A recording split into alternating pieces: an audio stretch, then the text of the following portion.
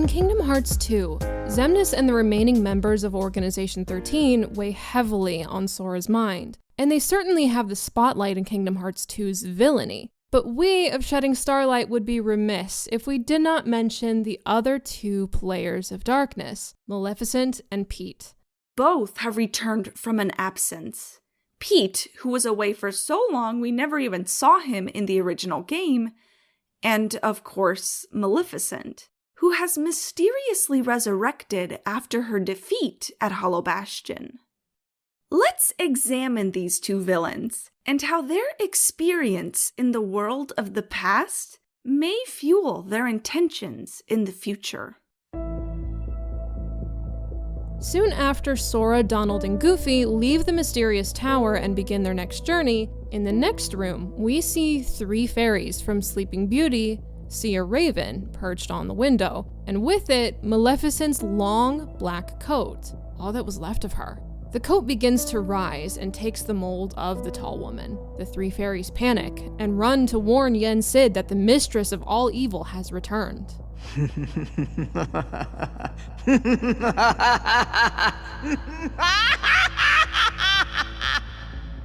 In Kingdom Hearts 1, Xehanort's Heartless, who was possessing Riku at the time, said Maleficent failed to see the darkness in her heart eating away at her, as he rubbed the sole of his boot into that same coat. If Maleficent was consumed by darkness, but produced no Heartless, her return in Kingdom Hearts 2 is most mysterious, especially when considering what the three fairies cried. Oh no, the memories are coming back! No, we mustn't remember her name. Oh dear. It's natural to assume they simply forgot about Maleficent due to the passage of time, but considering Sora's return, perhaps there's a running theme that the very act of remembering Maleficent aided in her return. As for why the Raven, Diablo, brought her coat to Yen Sid's tower of all places, it seems to be because that's where Maleficent's lackey, Pete the cat, recently was, to turn Yen Sid into a Heartless. I sent some of my lackeys inside to see if the master in this here tower's as big and tough as they say. See, it don't matter how tough he is. Once he's a Heartless, he'll do as I say. Much later in the game, we see flashbacks from Pete's perspective inside Villain's Veil, before Maleficent's resurrection. When Pete sees Diablo for the first time, he understands the Raven to be an omen of her return. This is why, when Pete is speaking to Sora, Donald, and Goofy outside of Yen Sid's tower, even though he discovers they're the ones that defeated Maleficent, Pete still insists that she'll help him conquer all the worlds. Pete knew she would return, and perhaps Pete and Diablo agreed that Yen Sid's heart would make a fitting homecoming gift. Why, with all those Heartless at her side, my dear friend Maleficent is gonna conquer everything!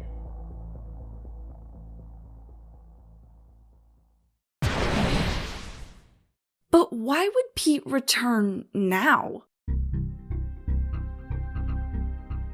At some point, maybe during Kingdom Hearts 1, but most likely before it, Pete and Maleficent first joined forces after she freed him from another dimension. Pete's been causing trouble for ages. His Majesty banished him to another dimension a long time ago. I wonder how he escaped. Well, Maleficent busted me out, that's how. Pete was then sent away to amass an army of Heartless for Maleficent's rule. This is why, throughout Kingdom Hearts 2, Pete is seen trying to create Heartless out of powerful characters. Not just Yen Sid, but also Hercules, Scar, and even Jafar as a genie. So at Hollow Bastion, thousands of Heartless are gathering around Villain's Veil in a sea of black. It's likely that the organization sat back and allowed Pete to disrupt worlds because more Heartless works to their advantage. For one, that means more nobodies that the organization could control, particularly if they were created out of the powerful people Pete was targeting. And even if these Heartless were defeated by Sora, their hearts would simply go to Kingdom Hearts and serve Xemnas' plan. And over 1,000 hearts did return to Kingdom Hearts. as Pete's army of Heartless is eventually vanquished by Sora and our other heroes of Hollow Bastion. And during this battle, Maleficent herself is temporarily overtaken by nobodies under Sayx's command. While I keep these creatures at bay, you devise a way to vanquish them forever. But even though Maleficent and Pete's main plan had been thwarted, they still have other means of domination. Maleficent has always craved a castle, an abode to house her vast darkness, from which all her vines of thorns would stretch. Villain's Vale, Hollow Bastion, she even grows fond of Organization 13's White Castle. Why, Pete, this castle is perfect. Perhaps we should acquire it. But before she sets her sights there, another castle she was once interested in was Disney Castle. Disney Castle is a world Maleficent has long been unable to touch, as it was protected from darkness by the Cornerstone of Light, a giant glass orb that encased a bright fragment of light. Frustrated that her plans kept failing, Maleficent berated Pete so much that he longed for a way to return to his good old days. What I would give to go back in time. Which caused a strange door, white and glimmering, to appear before him. When Pete opened this door, on the other side was a past version of Disney Castle, Timeless River, a world representing the 1928 short Steamboat Willie. This past world and its historical Cornerstone of Light are vulnerable, as Disney Castle has yet to be built in this rural world. Pete shows Maleficent, and their occupancy in the past affects the present. Modern Disney Castle is overrun by Heartless, and its secret chamber housing the present Cornerstone of Light becomes invaded with thorns. All Pete has to do now is smash the past Cornerstone, thereby ridding the current one that has always protected Disney Castle. Coincidentally, Donald and Goofy return home with Sora. When they discover their world is being corrupted, they retrieve Merlin for his wisdom. Merlin diagnoses the problem and summons another white door of his own for Sora, Donald, and Goofy to enter.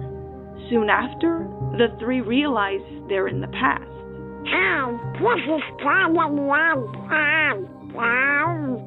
Deja vu? Our heroes gradually clear out Heartless invading this innocent world, and they eventually discover it's Pete's doing. But which Pete? Not only is the Pete we know here, so is his past version, long before he worked with Maleficent and the Heartless. The current Pete stole his past version's steamboat, and with it, took the Cornerstone as cargo to be destroyed. But the past Pete works with Sora, Donald, and Goofy, and together they defeat the current Pete, banishing him from this world using the Keyblade to lock him out of his own white door. When they returned through the door Merlin summoned, they found Disney Castle to be free of darkness and Maleficent's grasp again.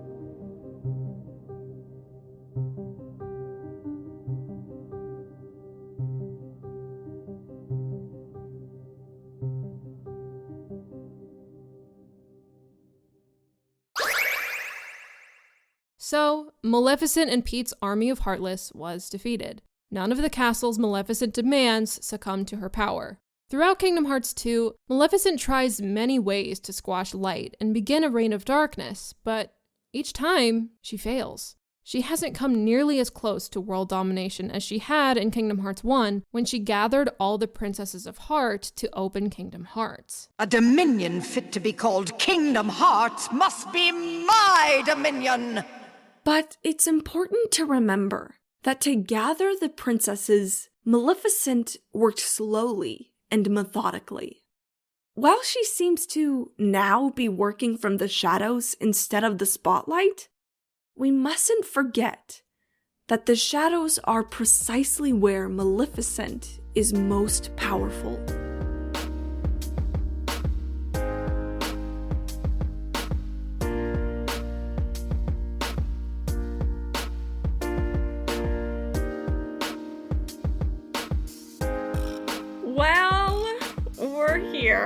dear. Okay, here's the thing. I was really excited to talk about Maleficent and Pete. And then I was dreading to talk about the Timeless River because I hate this world. I hate it.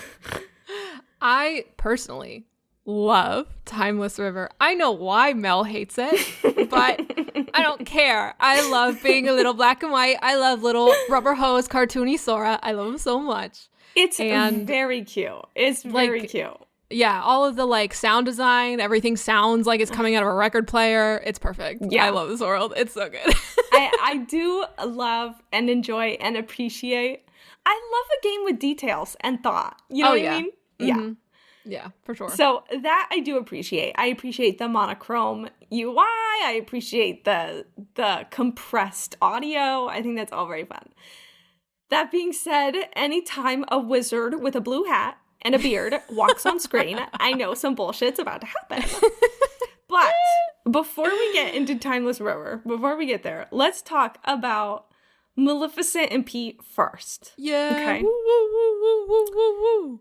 So one of the first things that I was thinking about when writing this script was, so we talked about how when the three fairies in Yen Sid's tower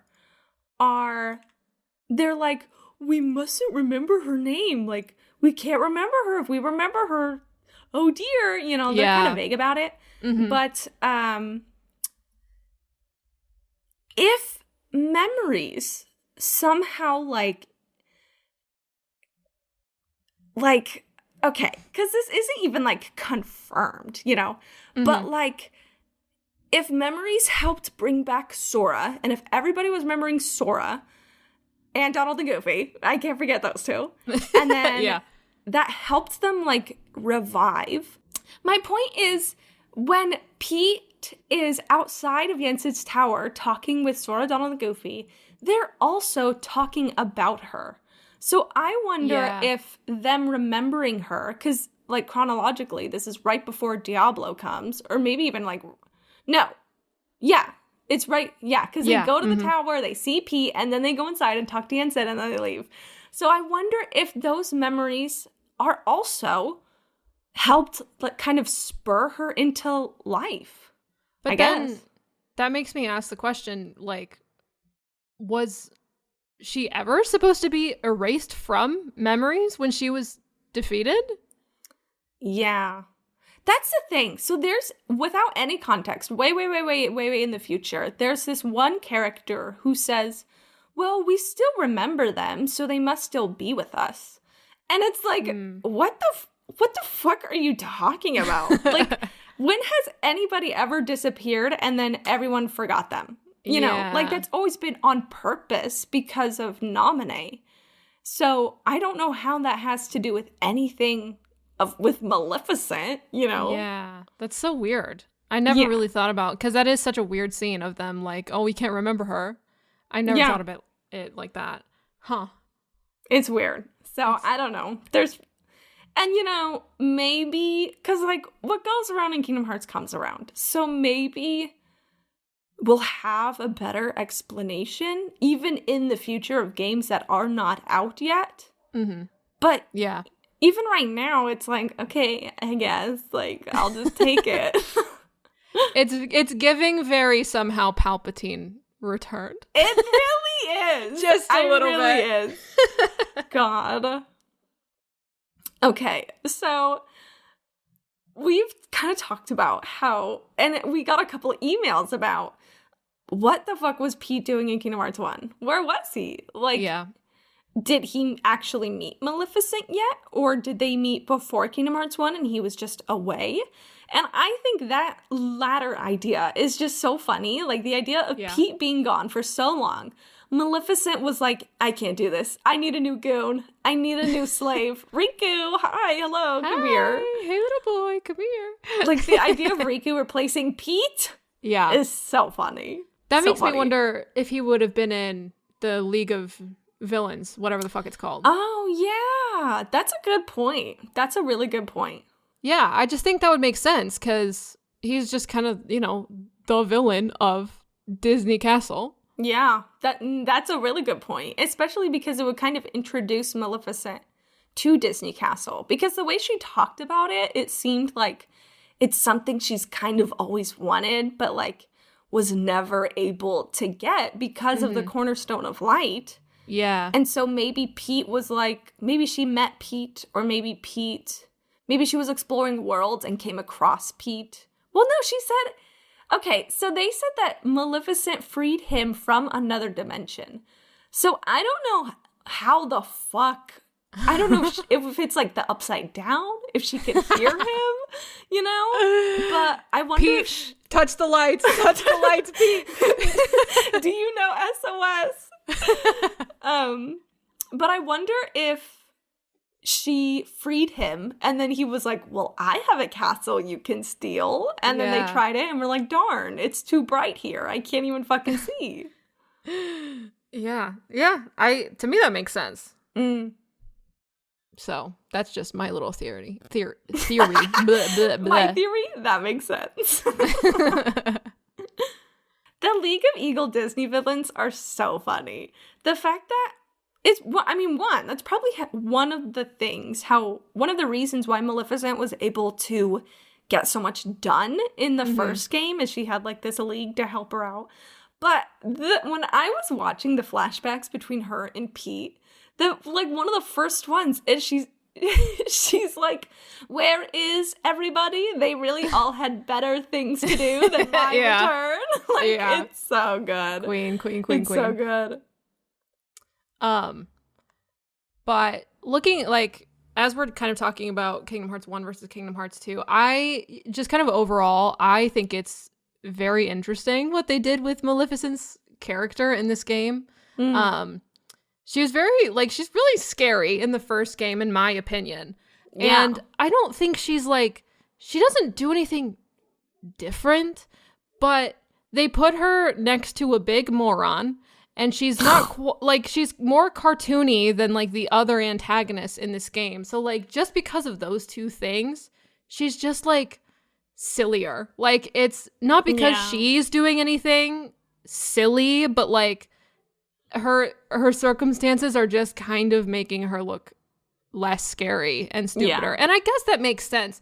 That's very in TV shows, especially fantasy or sci-fi ones where the season 1 villain is going to be so much smaller and less threatening than the season 10 villain, even though in the first season, they seemed really scary. Yeah. So I guess that is just a good way of showing progress, showing story progression.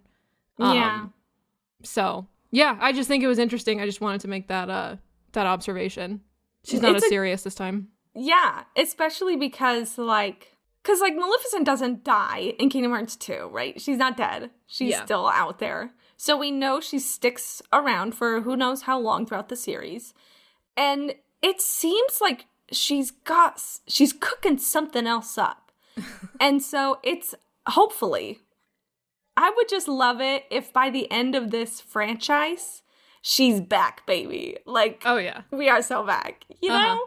Yeah. Because I really, not that I want her to outshine the original Kingdom Hearts villains that are written for the Kingdom Hearts series. Mm-hmm. But I want her to have one last scary, ominous hurrah. I think she deserves that. Neo Maleficent. What'd you say? Neo Maleficent. Yes, thank you. Yes, the magnificent, malevolent kind. Of course. I think it could happen. Kingdom Hearts Season 10, return. Maleficent. Absolutely. And would you believe it? The seeds have already been planted, The seeds have already been planted. Ooh. And so I hope that what could be possible for her character and what she wants to achieve, I hope that the writers don't chicken out and they really give her a big finale. I really wanted to have a big finale. Yeah, absolutely. Okay. Well, let's return of this stupid, annoying world of the past that is Timeless River. We love it here. We love black and white and gray. We love cartoons. We love it. Once again, yes. It is a good world. It is. But here's the thing, you guys. Kingdom Hearts eventually, like, if you think Kingdom Hearts is complicated now, bitch, you ain't seen nothing yet. This is easy mode. This is Kingdom Hearts easy mode. It really is. Gets so technical with the way certain things work that is why whenever the wizards are like, we can do whatever we want, that like annoys me. And I wonder if it annoys me from like a writing standard where it's just like plot armor that doesn't even, they don't even bother with an explanation. Like, that bothers me. Absolutely. Me. It's like, it's so like, you know, people, including yourself, have built entire like theory channels based on looking at little fucking details that could be this thing, but it also could be this thing, and trying to figure out where it's going to go from there. And then meanwhile, back, you know, here, it's like, oh, this happens because it happens. And there's no explanation for it. Yeah. Like, it's wild. It's, the spectrum of technicality that this series provides. But also, for those of you who are new listening to this series, I do have to say, we're planting seeds for you without you even knowing it. It's subconscious, baby. We are doing the work so you can enjoy this story to the fullest extent. So just know that moving forward. Don't be scared. If you're with us, don't be scared. Hold your hand. We'll protect you from Maleficent. We're in a little circle. We're all holding hands together. We're here with you. We're unstoppable. Okay. Okay, so when I was doing research for the Timeless River, which had a bunch of flashbacks between Maleficent and Pete, I kind of realized, so with Shedding Starlight, we decided we didn't want to do like, this is an episode on a deep jungle. Sora lands at deep jungle and then does this and then does this and then does this, you know, because it's like, you played the fucking game, right? Why else would you be listening? And so it does kind of bother me, at least I can't speak for Hannah, when our episodes seem a little more rehashy, but I wanted to rehash Timeless River because, okay, maybe this is just me, and maybe it's because the first time I played Timeless River, I was really young, and so I wasn't that smart. But, like, I didn't really understand the order of the flashbacks between Maleficent and Pete, which I know sounds really dumb, like, it's so straightforward now that I'm an adult. But, like, when I was younger, I don't think I really realized that all happened like way earlier than the game than what we know. You know, with like Maleficent meeting Pete again and Maleficent being like, where is everybody? You know, probably maybe even there might even be a cutscene before that. I can't remember if the cutscene where Pete sees Diablo, I can't remember if that one's black and white or not. Do you remember? I don't remember. No. Well, either way. So I did want to lay out that order to help people kind of lock that in and click that in. It's not like vital information, but if we're going to talk about the Timeless River, like, we might as well talk about how it actually got in trouble. Yeah. Okay, so here's the other thing I want to talk about with Timeless River. Okay, so with Timeless River, this is like my little theory. Okay, this is not confirmed. I don't know if this is said in any Ultimania. But you know how Timeless River does not have Minnie Mouse in it? Yeah. And Timeless River, Mickey, it doesn't seem to me that Mickey is any type of royalty. He's not a king. He doesn't seem like a prince. He just seems like a guy who likes to dip out on work, you know? Yeah, he lives in an apartment. He works construction. He works on a steamboat. Yeah, absolutely. And so when researching this and rewatching all these Disney Castle cutscenes, I looked at the huge fucking portraits in the castle library, And they're like Mickey ancestors, or they're like male mouses. Male mice? Male mice, thank you. Jesus. And so I was thinking, like, well, what if they're not Mickey's ancestors like I thought? What if they're Minnie's? That's so crazy. That's such a crazy thought. Like, it makes so much sense, though. That's so, yeah. Which, like, to me, even carries on forward. Like, okay, so one thing I didn't talk about in the presentation, but I really wanted to, and I just didn't know how to make it fit, was Minnie's ability of light. Yeah. Mm-hmm. And how... I was going to bring that up, yeah. Yeah, and how fucking powerful she is. Yeah. And so that's why it's, like, so crazy that she's not a princess of light. Because you'd think she fucking would have been if she's actually, like, the royal blood side. And she has this power of light, like, hello. Yeah. Instead of fucking, what's that little, Alice, you know, like, yeah. No offense, Alice, but, like, who are you, you know? Who are you? Yeah, she's a queen, though. She's a queen. She's not a princess. That's because she got married. She got married and she lost her fucking candidacy to be a princess of heart. That's what happened. Yeah. But either way, another thing I really love with her ability with Disney Castle is I love the giant pink glittery door that she, like, uses to protect the hall, like the throne hall. I love looking at that glittery door. I could look at that glittery door forever. Oh, yeah. It's really great. Ugh. Yeah. I love Minnie. She needs to be in it more. I remember loving every time she came up on screen when I was playing the game. She's great. She's great. Oh my God. And you know something else that I realized? So Minnie was like, oh, Sora, the king told me all about you in his letters. And then poor Daisy was like, Donald, why don't you ever write to me? Like, it's so sad. Donald, write to your girlfriend or to your wife or whatever. He's busy.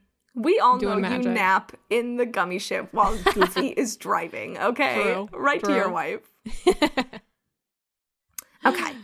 Yeah. Enough of that. So one thing that I do like about this cute little world is Sora's Kingdom Hearts 1 outfit. It's so good. It's so good. I love it. I love it. What a good fucking idea, too. I know. What a good idea. Which, like, okay, so I won't bring it up yet, but put a pin in that. Put a pin. I don't know if I'm popping my microphone. I feel like when I say the word pin, I'm popping it. But just remember that because I'd like to bring it up a little bit later. But for now, one thing I think is weird is that Sora, Donald, and Goofy change form, but Pete doesn't. At least not like the current Pete, you know? Yeah. And my counterpoint to that is that doesn't Donald do magic to disguise them? So he wouldn't have Donald's magic? I mean, I guess, but I feel like when those three first entered the world, I don't think they really realized they were in the past. So I wonder if Mickey's magic, like, works automatically? Like, Donald doesn't even need to think about it? Yeah. Or maybe it was Merlin. Maybe Merlin did it. Yeah. I don't know. I don't know. Very weird. Okay. So I'm going to be talking a little bit for a little while because I have two tinfoil hat theories. Let's go. The secret reports side, like, special feature segment, the secret reports YouTube channel. Go. Okay, so neither of these are confirmed, okay? For my first theory, okay, so Pete's door, I don't know if you remember what it looks like, Hannah, but on the Pete's white door that appears to him, it has his face on it, a cigar, giant white gloves in a fist, and then it has a P initial, which I assume stands for Pete, right? But then the door that Merlin summons for Sora, Donald, and Goofy just has a fleur-de-lis symbol. Is that how you pronounce it? Yeah. Which is French, right? I'm pretty, like, fleur-de-lis, I assume it's French. I mean, the name is French. I don't know if it's like, I'm Googling it. Traditional coat of arms of France, yeah. Yeah. High Middle Ages until the French Revolution in 1792. Okay, so listen to this. Merlin is like I don't remember if he's like Anglo-Saxon or Welsh. I feel like he's Welsh. But either way, he's from like historical UK. And so I wonder if Merlin summoned somebody else's door. And I can't really say why, but I'm hoping that the people who know what I'm talking about. But like, cause like I could bring this up in a future game, but in a future game, nobody's gonna remember what I'm fucking talking about, and it's not gonna be really all that relevant, and I'm probably gonna forget, you know, because that's how irrelevant it is in future games. So I figure I might as well bring it up now. But that's just like a little theory, like who really cares about that? But here's what I think is really interesting. So earlier we kind of compared Maleficent returning through memories to be possibly maybe like how Sora kind of came back and how that kind of affected everybody's memories of him. And so I kind of want to carry over that, and I wonder if another parallel in Kingdom Hearts 2 that maybe the writers were trying to make. So when Maleficent is like insulting Pete and he's like, I hate this, I just want to go back in time. Yeah. He's feeling homesick. He misses his homeworld. He misses his steamboat. And then a door appears to him. It like listens to his heart and it opens the way home, right? And so I feel like this is really similar to Sora and Riku at the end of Kingdom Hearts 2, at the end of the game. They're thinking about Kairi, they're thinking about their home, they really miss it, and a door appears and brings them home. You know what's so crazy then? What? Remember how we were talking about the worlds possibly having like their own will and their own like motives for stuff? God. That makes me like, cause like Pete didn't summon the like like Pete didn't summon the door. I wrote down here the implications of Pete's power either way are crazy, but like that just brings me back to that thought of like, did the Timeless River send him the door so he could use it for evil? That's honestly such a good point. Like, I wonder if the worlds can tell when their citizens are away and like hear their cry, or like their hearts connect and the worlds are like, oh, you miss me? Then come home. Come home with open arms, open doors. Or they're trying to like restore the world order and like bring him back. That's interesting, because Hannah, that's a really good point, because in a future game without any context, we learn that worlds do try to fill in missing pieces that are gone. And so that's a really interesting point. So Shadow Flare, I know you kind of sent an email kind of similar to this, which I can't really talk about. Even I myself had to be a little vague, but I do think that what you emailed us was very interesting. I just wish I could talk about all video games at once, but this is why Shedding Starlight is different, because we don't. We are like Sora and Goofy, and everybody else is like Donald. We're not doing the temptation. We're not falling into it. We're heeding Merlin's advice. We're being so strong. Yes. We're being so brave. Yes. And not diving into unknown territory yet. So something that I love about Timeless River that I don't really understand, is the black hole in Mickey's apartment that is consuming all his furniture. I mean, they told me the prices in New York were crazy, but this is something else. I don't know. It's just like heartless, probably. Like, I wonder if it's like, so, in Kingdom Hearts 2, in Ansem's reports, he talks about how Sora got sucked up through a corridor, like a giant corridor of darkness. And that's how he ended up in Twilight Town. And Sora was literally sucked up into it. So I wonder if this little black hole in this apartment is a corridor of darkness that's like sucking things up. But that's like a crazy implication. Because that is a crazy I would think that's like like something from the Heartless, you know, or like something from the current worlds, but it's fucking up the past. And we don't need to think about that. This is why Mel hates this world. Yeah, it is. So I wanted to talk about the Cornerstone of Light. And I know a couple of other people also wanted to talk about the Cornerstone of Light.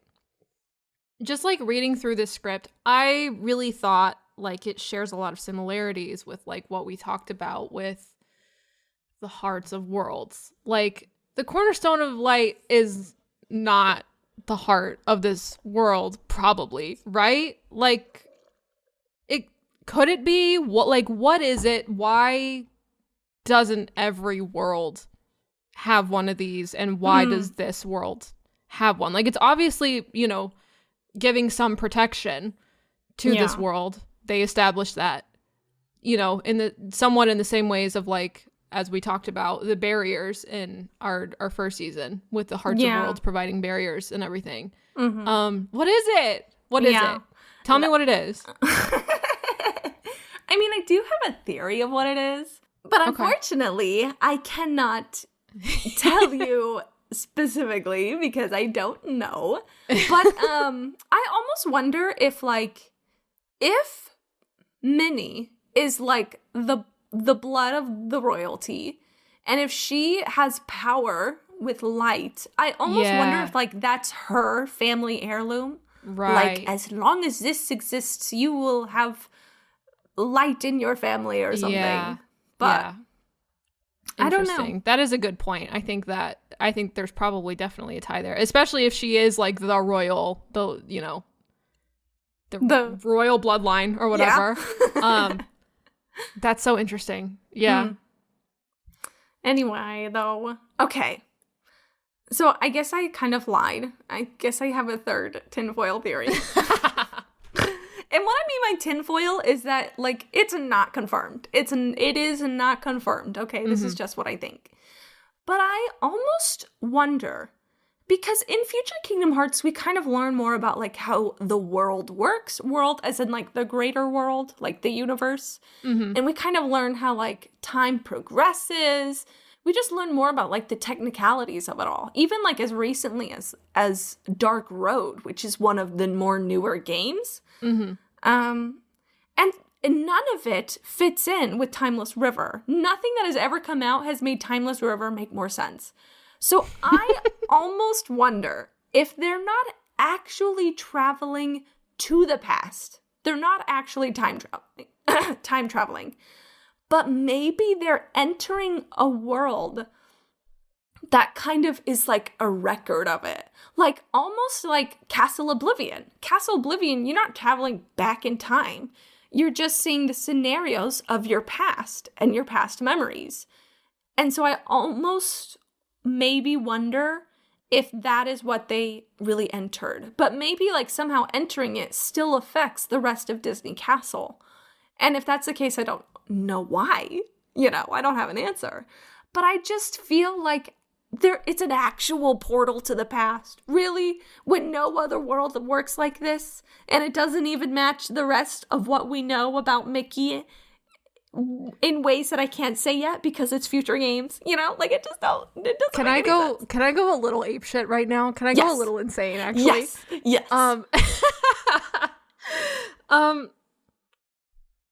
Remember how we talked about Data Twilight Town having a direct connection with the people that it fucking... Yes!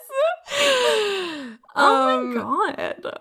So maybe you are right. Maybe it's a data replica of the past. Like a recorded data That'd be the fucking past. crazy. That's so interesting because that is so interesting. And I don't even know like what that would imply because I know. But you're right. Like we wanted to emphasize how that artificial version of a world affected the real one and influenced the real one. That is so interesting. God, I love you. I want to make out with you. That's crazy. Well, shit. I don't know what else to add to that because it's crazy. We're ending that section there. Just think on that. Sleep on it. Sleep on it. Because I'm such a stickler for anything involving time in Kingdom Hearts. I'm such a stickler. I wouldn't say fights, but I've gotten in long discussions about it on Twitter before. I am known to do that. It's always the fucking stupid ass wizards, dude. I'm getting fucking sick of them. Anyway, let's head over to emails before I lose my mind. Emails. Okay. Amazing.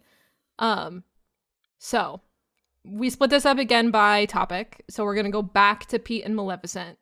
So our first question is from Adrian. Why doesn't Maleficent return to her own castle and build her forces from there? It seems easier than taking over pre-existing castles, especially strongholds of light and nothingness. You're so right. She's being dramatic and extra. I genuinely think so.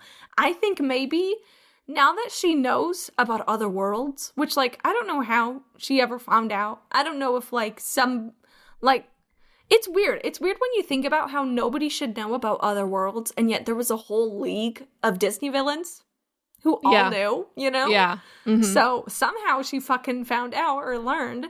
Mm-hmm. But I almost wonder if ever since learning, she was like, oh, so my world is tiny and pathetic, and I deserve more, and this is beneath me. I should try to get something way beyond my means because I deserve it. I'm the mistress of all evil. That's why I almost wonder if she feels that way. Yeah, I mean, that would make sense to me. Yeah. For sure. Queen, reach for the stars. Queen, absolutely. And then a very interesting question from Dyxo.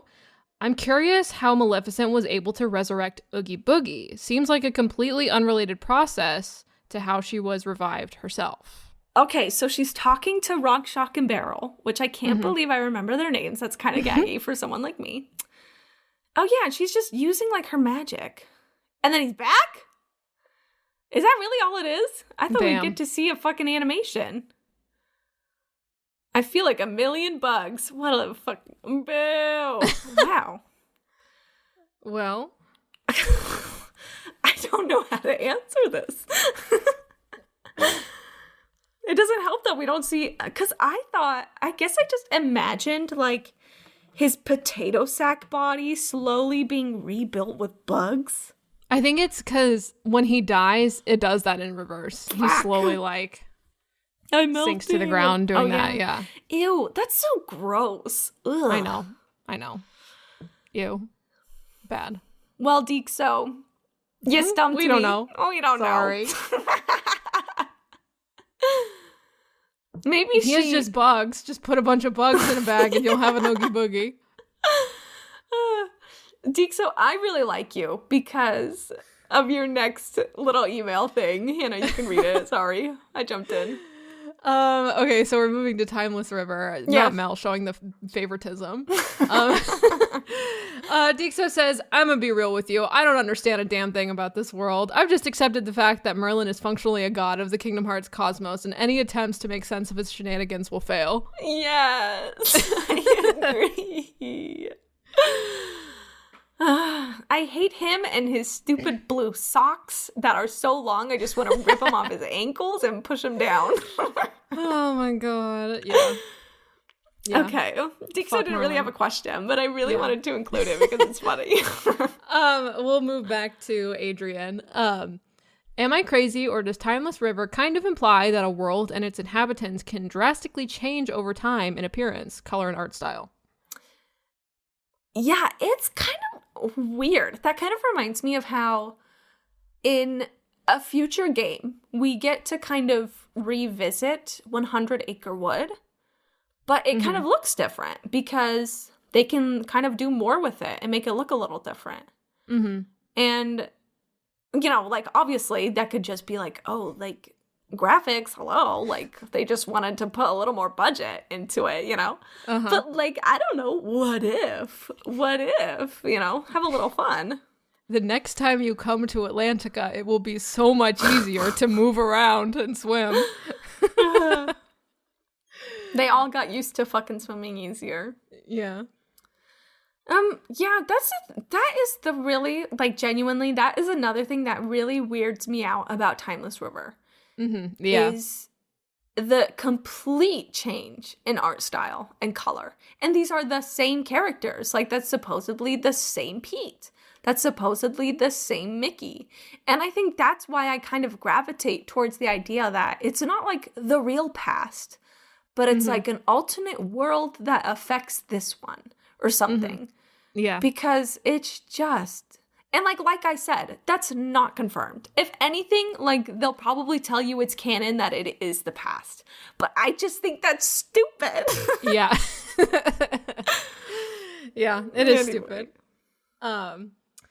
Adrian's next question. If there were two Petes in Timeless River, does that mean there was another set of Goofy and Donald there, too? That'd be really interesting to see. Because once again...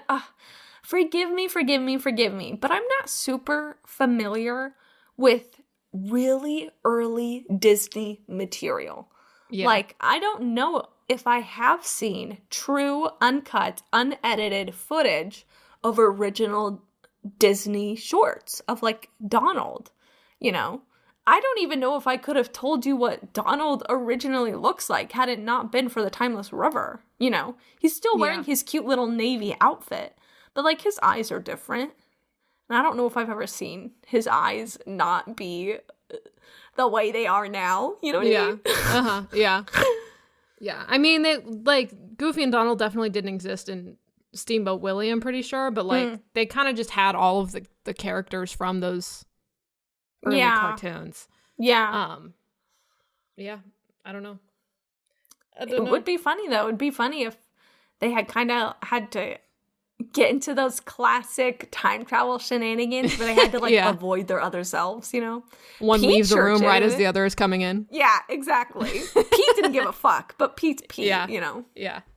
In fact, Pete's past self even gave less of a fuck. He said, I don't care if you're future me. Don't fucking steal from me. How dare you? Oh, yeah. I would be that way, too. If, like, me from the future came in and was like, I need this. And I'm like, no. Fuck Just off. wait. You'll get it in the future if you don't steal it from me. The only reason why you don't have it is because your future self stole it from you, asshole. Yeah. End the cycle. End the cycle. End the generational trauma. So now we move on to Kimberly's questions. Roughly how old are Mickey and Pete if they were around before Disney Castle was built? See, and again, that's why I think this is so annoying. Like, what does it mean? Is Mickey and Pete, like, eternal beings? Like, the implications. They're fated to battle for all of eternity. Yeah. In Disney Castle. One has a black shirt, one has a white shirt. They're on an island. One of them turns into smoke. We just finished Lost today.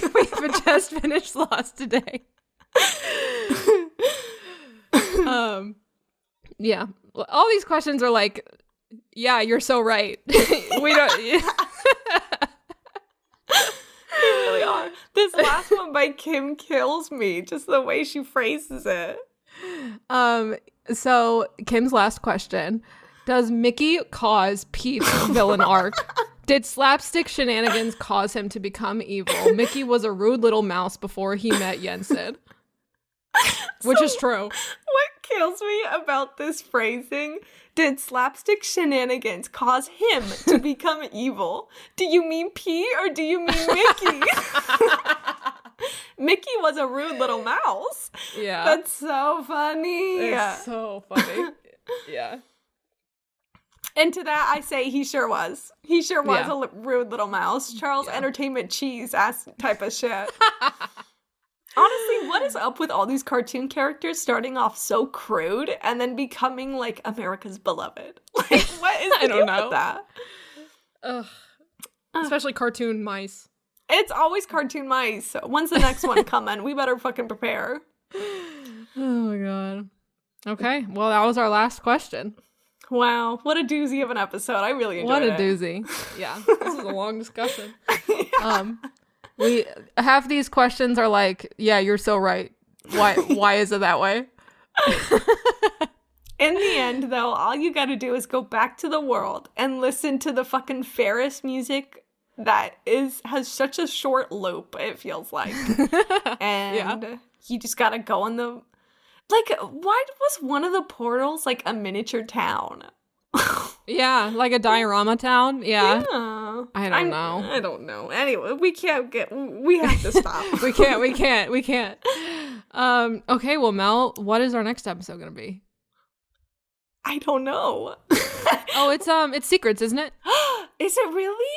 Yeah, I think so. Guys, the next episode is about the secret ending and all of the little things that might point to it throughout Kingdom Hearts 2. So our next episode, yes, very wee. But here's the thing about the next episode is that if you are someone who likes to piece things together yourself, and because sometimes someone's theory can be spoilery, even if it's not true, or even if it's not confirmed. So if you are kind of wary about that sort of thing and you're like, no, I don't need people giving me the answers. Like, I want to figure it out myself. I want to notice the details myself. Then maybe next episode isn't for you, because we're really going to dive into all of the foreshadowings of the future, including the secret ending mainly, but also like the secret boss and like weird little cutscenes that seem to have nothing to do with the future, that seem to include all the characters of the secret ending. You know what I mean?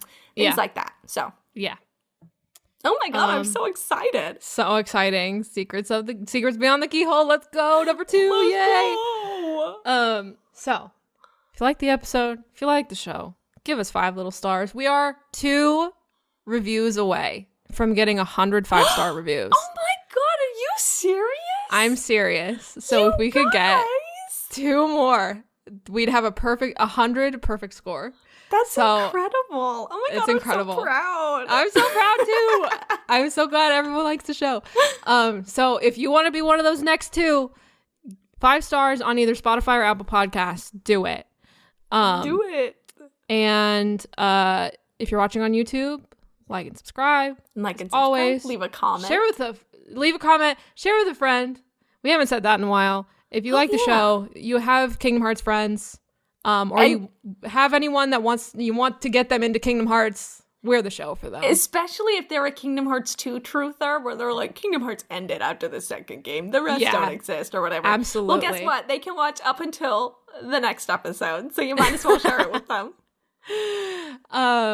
And I think that's it. Is there anything else? Mel, did I forget anything?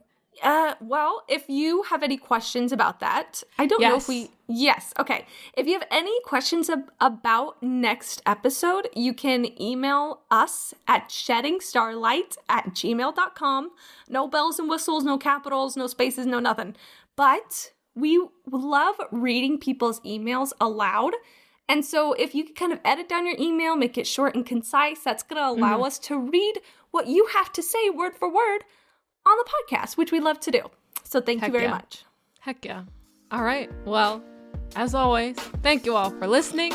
And we'll see you in the Starlight.